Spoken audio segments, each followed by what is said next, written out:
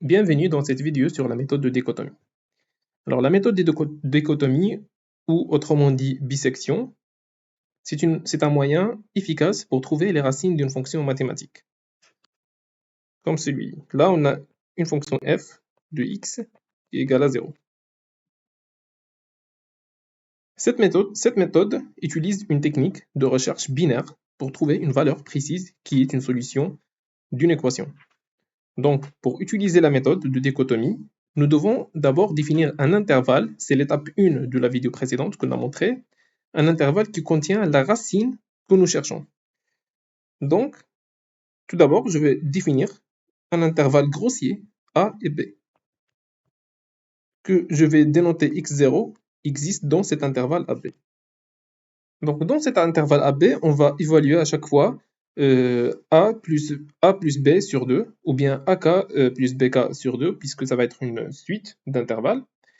Et on va évaluer la fonction. Si elle est positive à ce point, nous savons que la racine se trouve dans la moitié inférieure de l'intervalle. Et si la fonction est négative, nous savons que la racine se trouve dans la moitié supérieure de l'intervalle. Donc, on aura un x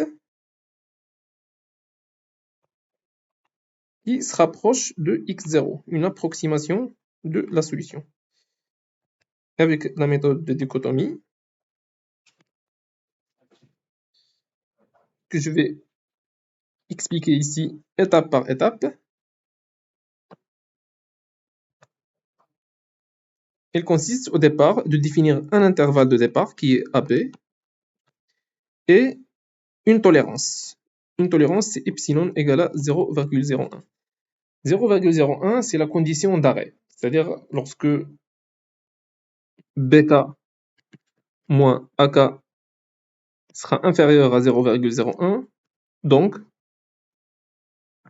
on trouve que la solution X appartient à l'intervalle AK, BK, qui a une longueur de 0,01. Donc on a bien encadré la solution de l'équation non linéaire, f de x égale à 0. Alors la première étape, tout d'abord, je vais définir quand k égale à 1. Alors dans ce cas, je vais définir un point C, C1 qui est égal à A plus B sur 2.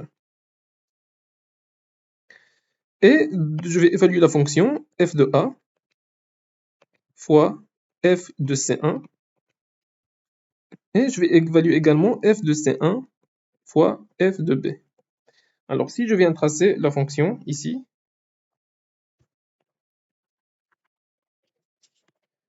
donc là j'ai f de B et là j'ai f de A. Donc dans ce cas, le C1, il se situe juste ici. Donc j'ai le premier C1. Donc si j'évalue la valeur de C1, je vais le trouver juste ici, FC1. Donc FC1 et FB sont positifs, donc leur produit est positif. Par contre, FC1 et F de A, négatifs. Donc la solution de notre problème, elle se situe dans l'intervalle A, C1. Donc le deuxième intervalle de ce processus itératif, c'est A, C1. Là, je vais faire la deuxième itération K égale à 2. En prenant cette fois-ci C2 qui est égal à A plus C1 sur 2. De la même manière, je vais évaluer encore une fois la fonction f de A, C2, et f de C1, C2.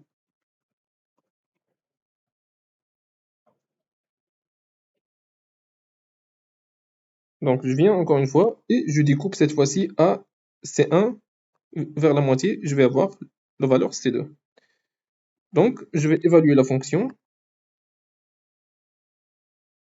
et j'aurai un FC2 juste ici. Donc là, j'ai f. Voilà, j'ai f de A et FC2 sont tous les deux négatifs, donc c'est supérieur à 0.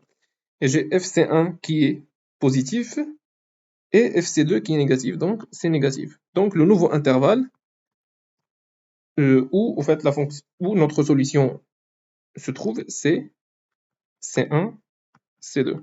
Alors là, à chaque fois, il faut, au fait, évaluer la longueur de l'intervalle GC1 moins A en valeur absolue, qui est, supposons qu'elle est toujours supérieure à epsilon qui est égal à 0,01.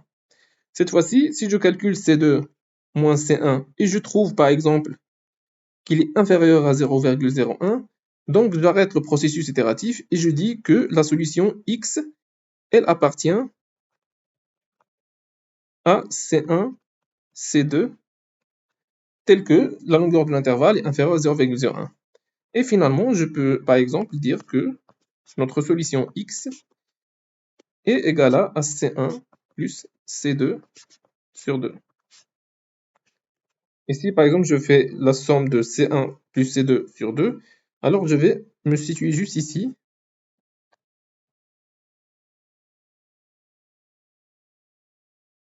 Donc X, et se situe ici. Alors là, je vais remarquer au fait que je tombe pas toujours sur la valeur de x0.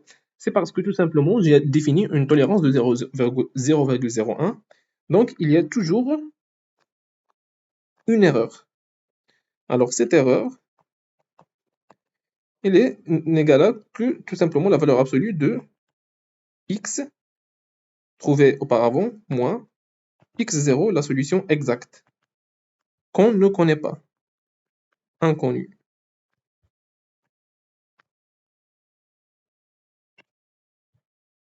Ceci qui est égal à, bien évidemment, C1 plus C2 sur 2. On peut par exemple, à la place d'utiliser une erreur de 0,01, ou bien en fait, voilà, une tolérance de 0,01, on peut utiliser 0,001, c'est-à-dire 10 à la puissance moins 3. Et on va continuer le processus itératif jusqu'à en fait, obtenir un intervalle qui est beaucoup plus petit que l'intervalle C1, C2, dont en fait la solution sera encadrée d'une manière beaucoup plus fine. Donc, je tiens juste à souligner au fait qu'il est important au fait que vous notez que la méthode de dichotomie nécessite un choix qui est judicieux de l'intervalle de départ AB, car elle ne garantit pas de trouver une solution si la racine en fait elle ne se trouve pas en fait dans l'intervalle AB. Donc, il faut dès le départ vérifier que f de A, dès le départ, il faut vérifier que f de A fois f de B inférieur à 0. Finalement, et également, pour ne rien manquer de nos prochaines vidéos sur les autres méthodes, la séquente et aussi point fixe, n'oubliez pas de vous abonner à notre chaîne et à bientôt pour la suite de cette vidéo sur la résolution numérique des équations non linéaires.